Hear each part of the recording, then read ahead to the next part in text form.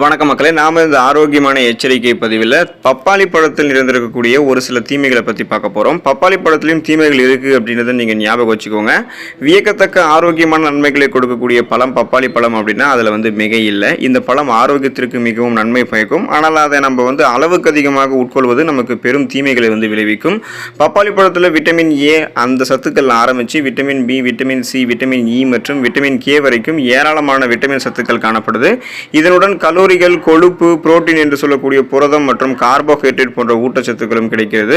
So தொடர்ந்து நம்ம இந்த உணவுகளை, அதாவது இந்த பப்பாளி பழத்தை நம்மளுடைய உணவுகளை சேர்த்துட்டு இருக்கோம் அப்படின்னா நமக்கு செரிமான அமைப்பு சீராக இருக்கும். இது தவிர மருத்துவ குணங்கள் இருந்திருக்கக்கூடிய பப்பாளி நமக்கு இருக்கக்கூடிய சுகர் ப்ராப்ளத்தை சரி பண்ணும், கேன்சரை சரி பண்ணும், இதயம் சார்ந்த பிரச்சனைகளை சரி பண்ணி ரத்தத்தை ரத்த பிளேட்லெட்டுகளுடைய எண்ணிக்கையை அதிகரிக்கிறதுல பப்பாளி இலை ஜூஸ் எல்லாம் ரொம்பவே ஹெல்ப்ஃபுல்லாக இருக்கும். ஆனால் இந்த பப்பாளி இலை ஜூஸையும் பப்பாளியையும் நம்ம அளவுக்கு அதிகமாக உட்கொள்வது நம்முடைய உடல்நிலையை கெடுக்கும். ஸோ அது ஆரோக்கியத்திற்கு எவ்வளவு நன்மைகளை தருதோ அந்த அளவுக்கு தீமைகளையும் கொடுக்கும்.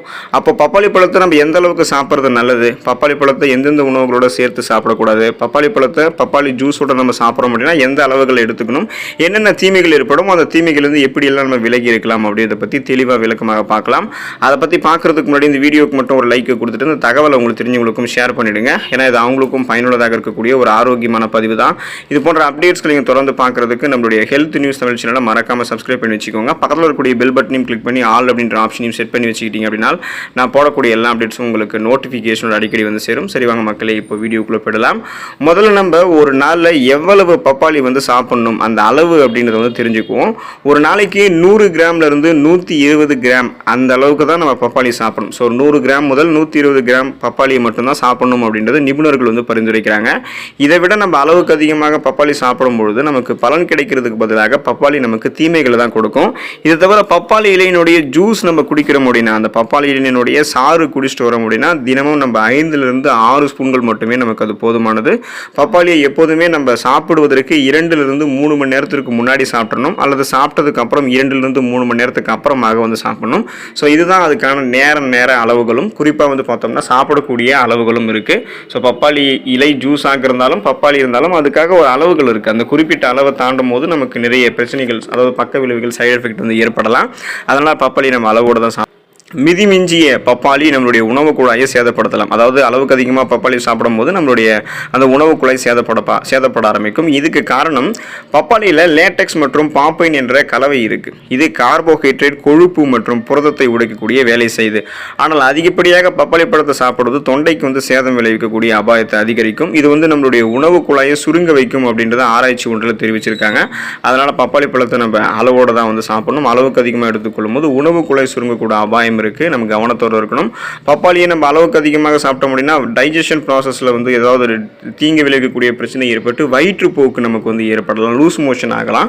பப்பாளியை அளவுக்கு அதிகமாக சாப்பிடுவது உடல் நலத்திற்கு கேடு. அதன் அதிகப்படியான நுகர்வு காரணமாக வயிற்றுப்போக்கு மற்றும் செரிமான அமைப்புக்கு சேதம் ஏற்படக்கூடிய அபாயம் இருக்கு. பப்பாளி பழத்தில் காணப்படக்கூடிய அதிக நார் சத்து உணவை வேகமாக செரிக்க வைக்கிறதுக்கும் மலத்தை மென்மையாக்கி மலமிளக்கியாகவும் செயல்படுகிறது. அதனால நம்ம என்ன பண்ணக்கூடாது அப்படின்னா பப்பாளி பழத்தை அளவுக்கு அதிகமாக சாப்பிடக்கூடாது. வயிற்றுப்போக்கு வருன்றதை கவனத்தோட நம்ம எடுத்துக்கணும், அளவோடு தான் சாப்பிடணும். சர்க்கரை நோய் மருந்துகளோட தவறுதலாக கூட பப்பாளி நம்ம சாப்பிடக்கூடாது. அதாவது சுகர் ப்ராப்ளம் நமக்கு இருந்து அதுக்கான மெடிசின்ஸ் எடுத்துகிட்டு இருக்கோம் அப்படின்னா நம்ம பப்பாளி பழத்தை தவறையும் சாப்பிடக்கூடாது. நம்ம நீரிழிவு மருந்து சாப்பிடுபவர்களாக இருந்தோம்னா பப்பாளி பழம் சாப்பிடுவது நமக்கு நல்லது இல்லை. இதுக்கு காரணம் பப்பாளியில் சர்க்கரை நோய் எதிர்ப்பு தன்மை இருக்குது. அதனுடைய பயன்பாடு ரத்த சர்க்கரையினுடைய அளவுகளில் பிரச்சனை ஏற்படுத்தக்கூடிய அபாயத்தை நமக்கு அதிகரிக்கலாம். ஸோ அதனால் கவனத்தோடு இருக்கணும். அதாவது நம்மளோட பிளட்டில் இருக்கக்கூடிய சுகருடைய அளவு அது இன்க்ரீஸ் பண்ணிடலாம். ஸோ அதனால் நமக்கு அது எப்பயுமே பக்க விளைவுகள் தான். நம்ம சுகர் ப்ராப்ளம் இருந்து அதுக்கான மெடிசன்ஸ் எடுத்துகிட்டு இருக்கோம்னா மருத்துவரினுடைய அறிவுரையின்படி தான் நம்ம பப்பாளி எடுத்துக்கணும். அது மருத்துவனுடைய அறிவுரை இல்லாமல் நம்ம பப்பாளி பழத்தை எடுத்துக்கக்கூடாது. அது நமக்கு ஆபத்து தான். ரத்தத்தை மெலிக்கக்கூடிய மருந்துகள் நம்ம எடுத்துக்கிறோம் அப்படின்னா நம்ம அது கூட பப்பாளி பழத்தை சேர்த்துக்கூடாது. சில மருந்துகளோட, சில மெடிசன்ஸோட நம்ம பப்பாளி உட்கொள்வது நமக்கு பாதமான விளைவுகளை ஏற்படுத்தும் அப்படின்றத முன்னாடியே பார்த்துருப்போம். ஸோ குறிப்பாக ரத்தத்தை மெலிக்கக்கூடிய அல்லது பிளேட்லெட் எதிர்ப்பு மருந்துகள் இதெல்லாம் எடுத்துகிட்டு இருக்கோம் அப்படின்னா அதிக அளவு பப்பாளி உட்கொள்வதற்கு முன்னாடி நம்மளுடைய மருத்துவர் அணுகி ஆலோசனை மேற்கொள்ளணும். ஏன்னா இதில் விட்டமின் கே சத்து இருக்குது. அதனால் இது நம்ம எடுத்துக்கொள்ளக்கூடிய பப்பாளியில் இருக்கக்கூடிய விட்டமின் கே சத்து மருந்துகளுக்கு இடையூறு விளைவிக்கலாம். அதனால் ரத்தத்தை மெலிப்பவர்கள் என்ன பண்ணக்கூடாது அப்படின்னா அந்த மருந்து மருந்துகள் எடுத்துகிட்டு இருக்கீங்க அப்படின்னா பப்பாளி பழத்தை நீங்கள் எடுத்துக்கொள்ளக்கூடாது. உயர் புரத உணவுகள், ஸோ ஹை ப்ரோட்டீன் ஃபுட்ஸோட நம்ம பப்பாளி பழத்தை சேர்த்து சாப்பிடக்கூடாது. பப்பாளியில் இருக்கக்கூடிய பப்பைன் இது வந்து சில புரதங்களினுடைய செரிமானத்தை குறுக்கிடலாம். இறைச்சி போன்ற உயர் புரத உணவுகளோட பப்பாளியை இணைக்கிறது சாப்பிட்றத நம்ம தவிர்க்கணும். ஏன்னா இது வந்து ஒரு சிலருக்கு அஜீரணத்துக்கு வந்து வழிவகுக்கலாம். ஸோ அதனால் அந்த செரிமானம் சார்ந்த பிரச்சனைகள் ஏற்படக்கூடாதுன்னா உயர்தர புரத உணவுகளோட பப்பாளியை நம்ம சாப்பிடக்கூடாது. தயிரோட நம்ம பப்பாளி பழத்தை எடுத்துக்கொள்ளக்கூடாது. பாலும் நம்ம பாலை போலவே வந்து பார்த்தோம் அப்படின்னா தயிர் இருக்குங்க இல்லையா, ஸோ தயிர் மற்றும் பப்பாளியினுடைய கலவையானது செரிமான அசௌகரியத்தை நமக்கு வந்து ஏற்படுத்தும். இதனால் நமக்கு கடுமையான பக்க விளைவுகளான செரிமானம் சார்ந்த பிரச்சனைகள் ஏற்படும். ஸோ அதனால் நம்ம என்ன பண்ணக்கூடாதுன்னா தயிரையும் பப்பாளியும் பால் பொருட்களையும் பப்பாளியும் ஒன்றா சாப்பிடக்கூடாது. அதிக கொழுப்பு இருக்கக்கூடிய உணவுகளோட பப்பாளியை நம்ம சாப்பிடக்கூடாது. பப்பாளி வந்து ஒரு குறைந்த கொழுப்பு இருக்கக்கூடிய பழம். ஸோ இதில் வந்து அதிக கொழுப்பு இருக்கக்கூடிய உணவுகளோட சேர்த்து உட்கொள்வது சிலருக்கு அஜீரணத்துக்கு வந்து வழிவகுக்கும். பப்பாளி அளவுக்கு அதிகமாக சாப்பிடும்போது தோல் எரிச்சல் நமக்கு வந்து ஏற்படும். ஸோ அது குறிப்பாக வந்து பார்த்தோம்னா ஃபுல்லாகவே நம்மளுடைய உடம்புல இருக்கக்கூடிய அனைத்து பகுதிகளிலுமே தோல் எரிச்சல் வந்து ஏற்படக்கூடிய பாதிப்பு இருக்குது. ஒவ்வாமை எதிர்வினை, ஸோ அலர்ஜி நமக்கு வந்து ஏற்படும். கருப்பை சுருக்கங்கள் பெண்களுக்கு வந்து ஏற்படலாம். அதனால் பெண்கள் வந்து பப்பாளி பழம் சாப்பிடும்போது அளவு அதிகமாக வந்து சாப்பிடக்கூடாது, அளவோடு தான் சாப்பிடணும். மருத்துவரினுடைய பரிந்துரையின்படி சாப்பிடணும். குறிப்பாக ஏன்னா கருப்பை சுருக்கங்கள், அதாவது கருச்சிதைவு ஏற்படக்கூடிய அபாயம் கூட இருக்குது. அதனால் கவனத்தோடு இருக்கணும். கரோட்டினீமியா என்ற தோல் நிறமாற்றம் சார்ந்த பிரச்சனை ஏற்படும். ஸ்கின் டிசீஸ் உங்களுக்கு வரும். ஸோ தோல் நிறமாற்றம், இந்த கரோட்டினீமியா அப்படின்னு என்னன்னா உள்ளங்கால்கள் மற்றும் உள்ளங்கைகளில் மஞ்சள் நிறம் தோன்றும். அதுதான் கரோட்டினீமியான்னு சொல்லுவோம். வயிறு கோளாறு ஏற்படும். சுவாசிக்கிறதுல சிரமம், அதாவது மூச்சு திணறல் நமக்கு வந்து ஏற்படும். ஸோ இந்த மாதிரி பிரச்சனை இருக்கும் அப்படின்னா கண்டிப்பாக நம்ம பப்பாளி பழத்தை எடுத்துக்கொள்ளக்கூடாது. அளவுக்கு அதிகமாக சாப்பிட்டோன்னா கூட இந்த பிரச்சனை வரும். மூக்கடைப்பு தொந்தரவுகள், சுவாசம் சார்ந்த பிரச்சனைகள்லாம் நமக்கு வந்து ஏற்படும் பப்பாளி பழத்தை அளவுக்கு அதிகமாக சாப்பிட்டோம் அப்படின்னு.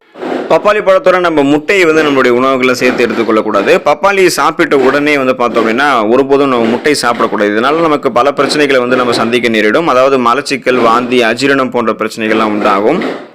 சிட்ரஸ் அமிலங்கள் இருந்திருக்கக்கூடிய சிட்ரஸ் பழங்கள் நம்ம பப்பாளி பழம் சாப்பிட்டதுக்கு அப்புறம் சாப்பிடக்கூடாது. ஆரஞ்சு, எலுமிச்சை, திராட்சை போன்ற சிட்ரஸ் பழங்களோட பப்பாளியை சேர்த்து சாப்பிடக்கூடாது. ஏன்னா சிட்ரஸ் பழங்கள் மற்றும் பப்பாளியில் விட்டமின் சி இருந்திருக்கிறதால இது ஒன்றாக நம்ம சாப்பிடும்போது அசிடிட்டி அல்லது நெஞ்செரிச்சல் பிரச்சனை வந்து நமக்கு ஏற்படும். அதனால நம்ம கவனத்தோடு இருக்கணும்.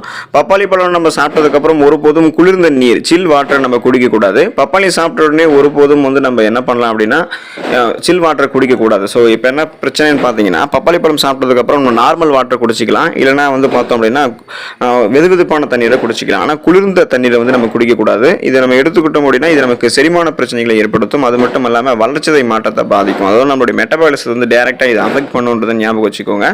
நிபுணர்களுடைய கூற்றுப்படி பப்பாளியை அதிக அளவில் சாப்பிட்றத தவிர்க்கணும். ஏன்னா பப்பாளியில் நார் சத்து மற்றும் பப்பைன் போன்ற நொதிகள் இருக்கிறதால அளவுக்கு அதிகமாக பப்பாளி சாப்பிடும்போது இதனால் வயிற்றுப்புரணி வந்து எரிச்சல் அடைய செய்யும், தளர்வான மலத்தை ஏற்படுத்தும், அதாவது வயிற்றுப்போக்கு நமக்கு வந்து ஏற்படுத்தும் அப்படின்றத குறிப்பிடுறாங்க. ஸோ நம்ம கவனத்தோடு இருக்கணும்.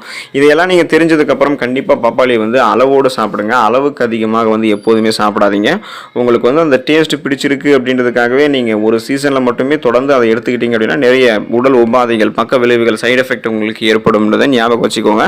அளவோடு பப்பாளி சாப்பிட்டு அதில் இருக்கக்கூடிய நன்மைகளை மட்டுமே பெற்று நலமோடு வாழக்கூடிய வாய்ப்பை பெறுங்க. அடுத்த ஆரோக்கியமான பதிவில் மறக்காமல் சந்திப்போம். நன்றி மக்களே.